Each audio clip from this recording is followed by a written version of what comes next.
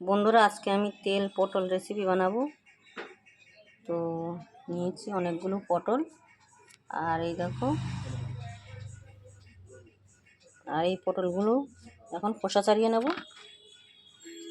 পটলের খোসা ছাড়ানো হয়ে গেছে, এখন ধুয়ে নেব।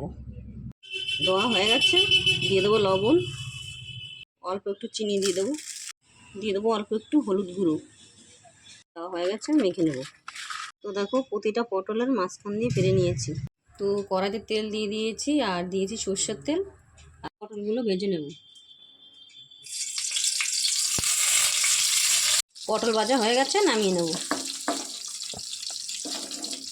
মশলা করে নেব। আর দেখো কী কী মশলা নিয়েছি সাদা জিরে, অল্প করে একটু সর্ষে, আর আদা কুচি, কাঁচা লঙ্কা। তো একসাথে মশলা বেটে নেব। মশলা বাটা হয়ে গেছে, তো এর মধ্যে দিয়ে দেবো হলুদ গুঁড়ো, অল্প একটু লঙ্কার গুঁড়ো, দেবো স্বাদ মতো লবণ। পটল ভাজার অনেকগুলো তেল রয়েছে, তো এর সাথে আরেকটু তেল দিয়ে দেবো। আর যেহেতু এটা তেল পটল, একটু তেলটা একটু বেশি লাগবে। ফোড়ন দেবো সাদা জিরে, মশলা দিয়ে দেবো। তো ভালো করে কষানো হয়ে গেছে, দিয়ে দেবো ভেজে রাখা পটল। আরও কিছুক্ষণ কষিয়ে নেব। কষানো হয়ে গেছে, দিয়ে দেবো বাটি দেওয়া একটু জল। 2 মিনিট ঢাকা দিয়ে রাখবো।